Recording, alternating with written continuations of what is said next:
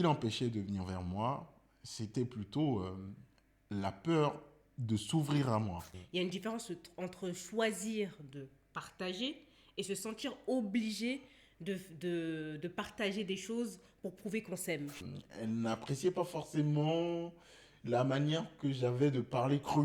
Et je ne savais pas que ça la blessait forcément. Mais en vrai, on n'a jamais vraiment eu peur des disputes. Ce qui nous déstabilisait, c'est qu'on ne leur donnait pas le même sens. Moi, j'avais besoin de m'exprimer fort et toi, tu pensais que ça n'allait pas dans notre couple. Salut tout le monde, Salut. on espère que vous allez bien. Donc aujourd'hui, ma chérie et moi, on va vous parler de ce qu'on croyait vrai sur le couple et qu'on a finalement dû laisser tomber une fois qu'on s'est retrouvé dans notre relation.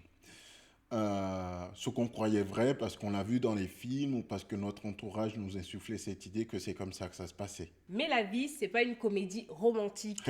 Dans cet épisode, on va vous partager ce qu'on a dû désapprendre par amour et comment ça a changé notre manière d'aimer. Allez, c'est parti.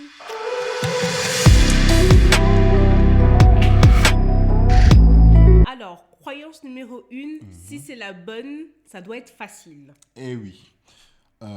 Pendant longtemps, je pense, personnellement, j'ai toujours pensé que quand on a trouvé la bonne personne, normalement, tout devient facile et ça doit rouler de soi. Donc, quand tu trouves la bonne personne, en général, pas de dispute, pas de malentendu, tout roule. Mais en fait, pas du tout. Même quand on trouve la bonne personne, je vous assure, il y a du travail à faire. Exactement. Être compatible, ça ne veut pas dire se comprendre sans se parler. C'est choisir de se comprendre encore et encore. Et parfois, ça pique. Ah, ça, c'est sûr que ça pique. Quand on s'est rencontrés, j'allais beaucoup vers elle et elle, un peu moins. Beaucoup moins, je dirais même. Donc, au début, j'ai pris ça pour du non-désir, comme si je ne l'attirais pas ou que je ne l'intéressais pas.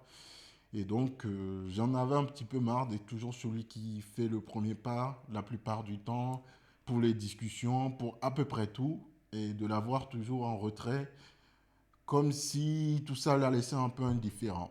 Et finalement, allez, il y a eu des grosses disputes qui m'ont permis finalement, sur ce sujet particulièrement, et c'est à travers ce qu'elle me disait pendant la dispute que j'ai finalement compris qu'en réalité, ce qui l'empêchait de venir vers moi, c'était plutôt la peur de s'ouvrir à moi.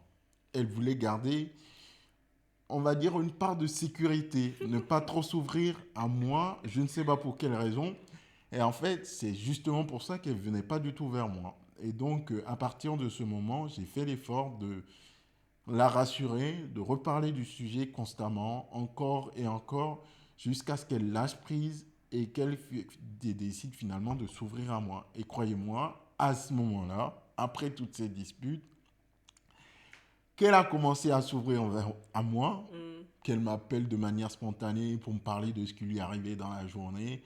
Et ça a vraiment créé, on va dire, en fait, il y a un déclic qui est survenu et la communication entre nous est devenue plus fluide. Des fois, il suffit d'un petit truc, bien comprendre ce qui se passe et la dégoupiller pour que tout coule de source. Parce Ouais, que, c'est ça. honnêtement, si j'étais resté sur mes a priori et que je n'ai pas cherché à comprendre pourquoi elle décidait de ne pas venir vers moi, je pense qu'on ne serait pas en couple aujourd'hui. Ouais. C'est juste parce que moi, j'avais cette habitude. J'étais quelqu'un de solitaire au moment où il est arrivé dans ma vie. Et j'avais l'habitude de régler un peu mes trucs toute seule, mes problèmes toute seule. Et le fait d'intégrer quelqu'un dans ma vie, c'était compliqué pour moi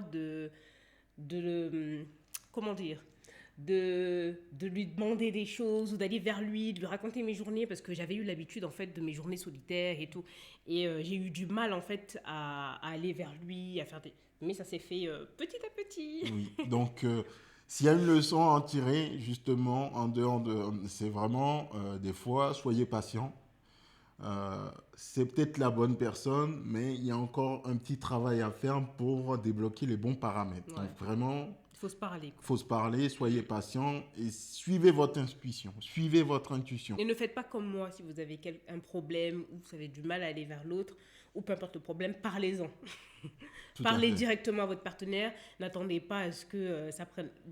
Faut directement le partager, lui dire que moi, je suis une personne plutôt dans ce style-là. Ne le prends pas contre toi, mais je vais faire un travail sur moi pour peut-être arranger cette partie-là de mon caractère. Mais ça s'est arrangé finalement. Tout à fait. Bisous. Croyance numéro 2, l'amour, c'est tout partager. Oui, on entend aussi très souvent cette phrase, si vous vous aimez, vous devez tout faire ensemble, tout partager. Et on va pas se mentir, ma chérie et moi, on partage beaucoup de choses ensemble. Notre quotidien, nos projets, nos émotions. Oui, mais ce qu'on a appris, c'est que partager ne veut pas dire fusionner. Il y a une différence entre choisir de partager et se sentir obligé de partager des choses pour prouver qu'on s'aime. Parce qu'on peut profondément aimer quelqu'un et pourtant garder des bulles à soi, un espace pour respirer. C'est pas forcément un signe qu'on n'aime pas l'autre, c'est plutôt garder une partie de soi. Et ces moments où on fait des choses tout seul, éloigné ou séparé de sa moitié, c'est plutôt pour moi, on va dire, un instant de solitude pour soi, pour mieux se retrouver avec l'autre. Aujourd'hui, nous, on choisit ce que l'on vit ensemble et ça change tout. Ça change tout. On choisit les activités qu'on veut partager. Voilà. Même si, on vous avoue, une fois encore, On partage quand même beaucoup. 90% C'est ça. de nos activités et de notre vie quotidienne ensemble. Et je pense que c'est la question qui revient. D'ailleurs, pour ceux qui ne sont pas abonnés sur notre compte Instagram, si vous aimez le sport, allez-y. Au passage, allez-y, regardez, découvrez notre compte et abonnez-vous.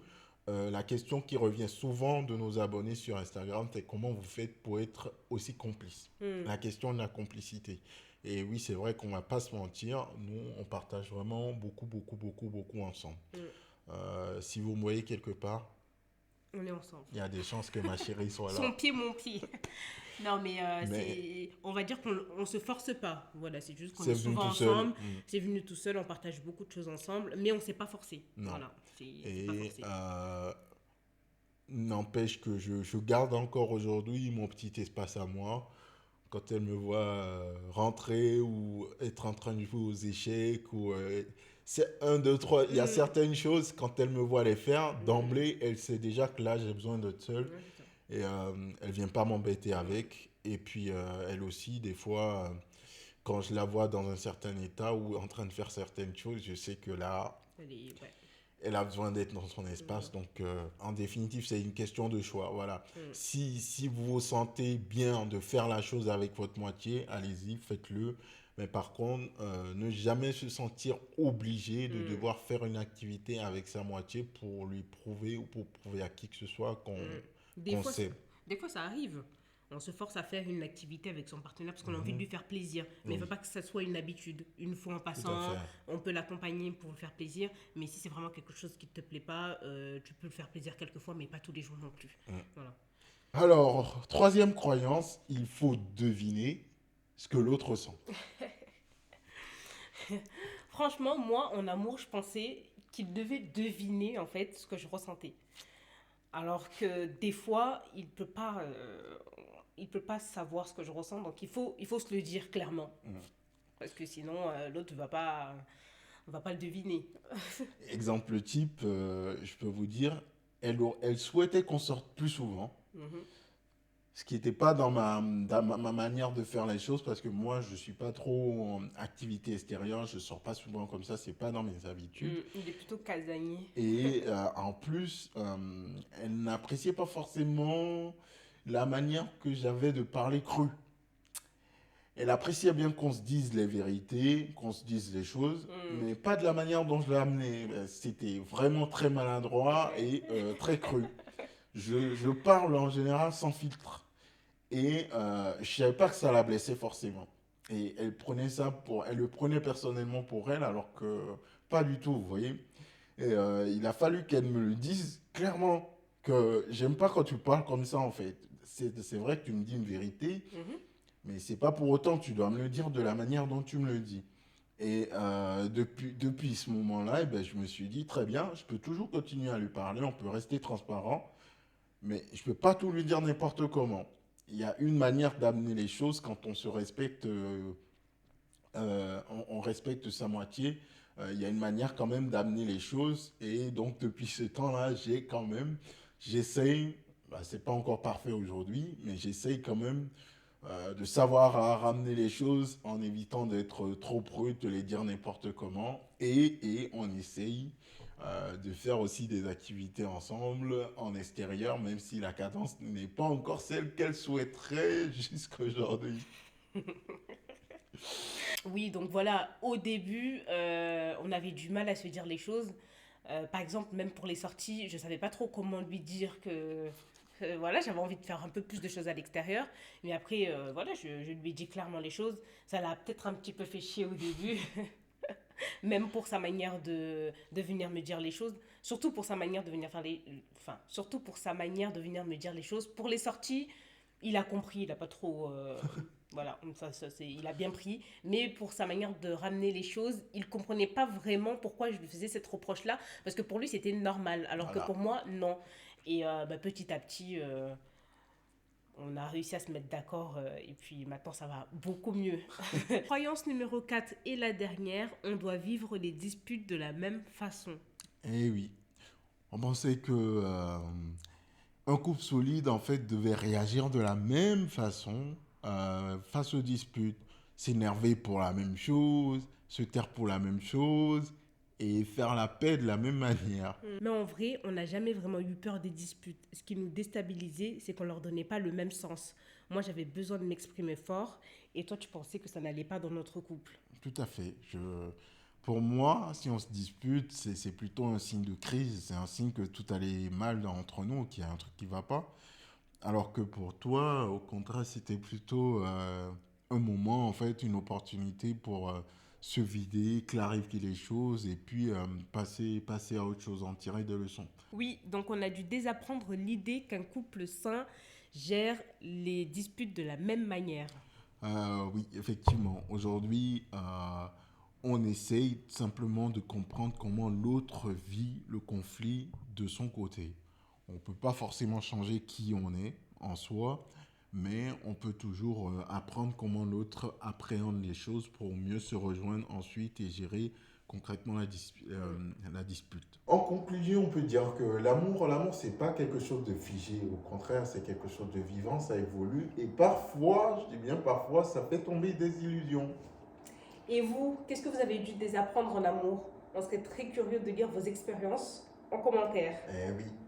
Et finalement, si vous avez bien aimé cet épisode, n'hésitez pas à nous lâcher un pouce bleu, vous abonner, cliquer sur la cloche de notification et partager cette vidéo. Yes. Donc, si vous n'avez pas vu les anciennes vidéos, on vous invite à aller voir nos anciennes vidéos. Et on vous dit à très bientôt. Ciao tout le monde.